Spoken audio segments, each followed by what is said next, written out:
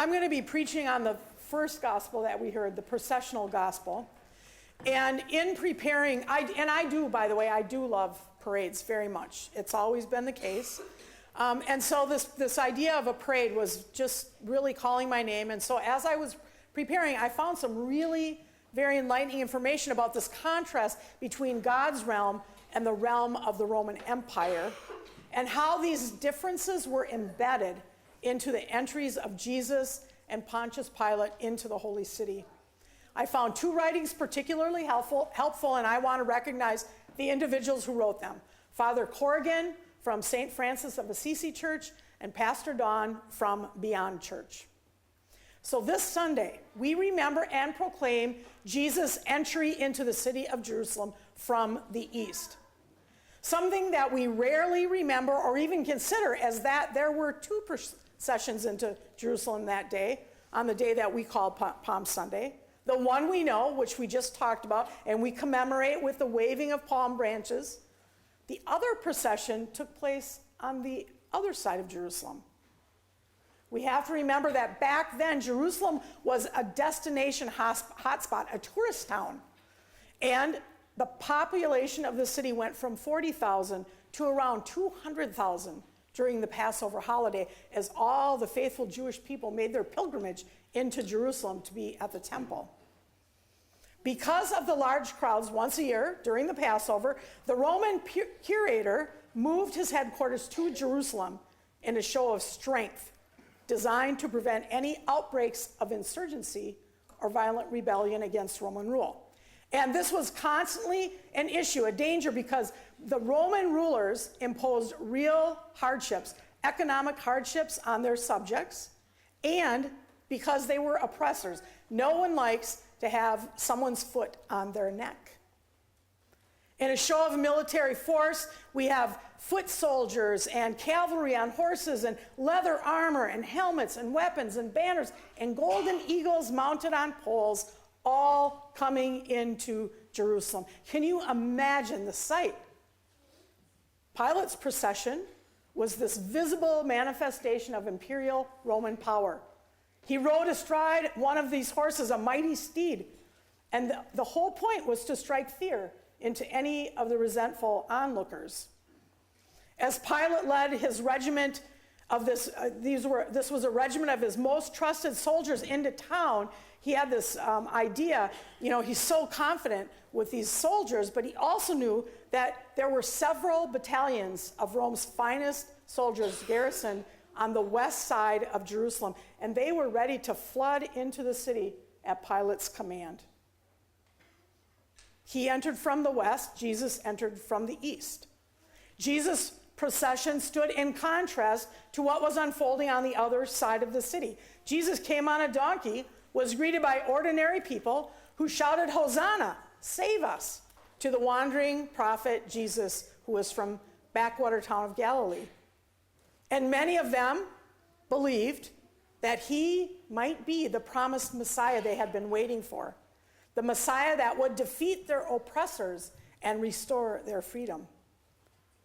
Jesus' procession embodies this alternative vision of the kingdom of God, a king riding on a donkey, to the one who's going to banish war from this land, no more war horses or bows or weapons or chariots, commanding peace to the nations. Jesus, a king of peace.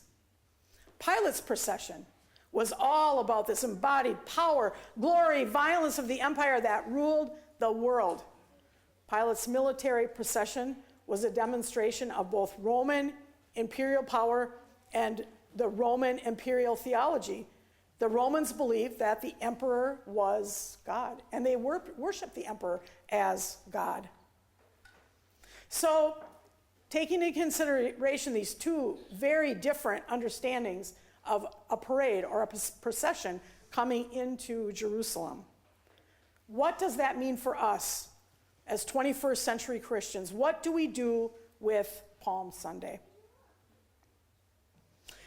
It seems to me that no matter how you look at the story of these two processions in Jerusalem, you can't help but see the image of a Jesus who offers us a choice between these two parades.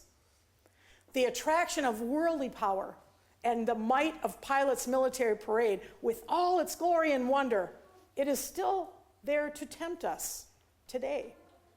The temptation to use force and violence and military might and nuclear deterrence and shock and awe is still marching on its of many people. The pathways to glory, right? We think of glory and we talk about the glory of God, but the glory of God means just the revelation of the holy, a revelation of the sacred. Glory in military terms means crushing victory. Pilate offers this idea of power and might and greed and violence, and it attracts a lot of attention. And many people follow that path. It's a path that Jesus is standing in opposition to. So we have the violence of the empire versus the non-violent dominion of God. It's easy to get caught up in the enthusiasm of the crowds and to join the processions which have this, the loudest brass bands and the most fire trucks and the most cars and these elaborate floats and celebrities and charismatic leaders. It's easy to get sucked into that. We have 2 arrivals, 2 entrances, 2 processions. And all too often we find ourselves in the wrong parade. There's a lot of parades to choose from in the world. Sometimes it's difficult to know which parade to join, which bandwagon we want to hop on.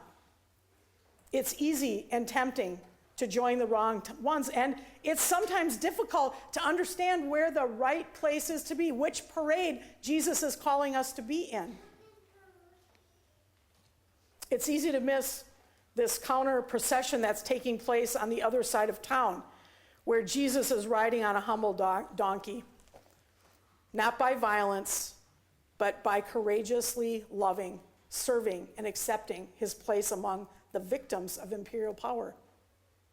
The dominion of God is nothing remotely like the kingdom of empires with which we are all too familiar. God's power does not come from domination or oppression. It flows from love and service. Leadership requires servanthood and grace. Peace is won without a sword, and there is never a person who lays claim to having greater value than anyone else. While Pilate processed into town with this showcase of intimidation and armor and his noble steed, we have this procession with Jesus unarmed, unflanked, on the back of a borrowed donkey. Now, there is no doubt that it is easier to wave a palm branch and sing Hosanna, Hosanna in the highest, and head on home. But the actual praise and worship that Jesus invites us to enact on this last Sunday in Lent is far riskier.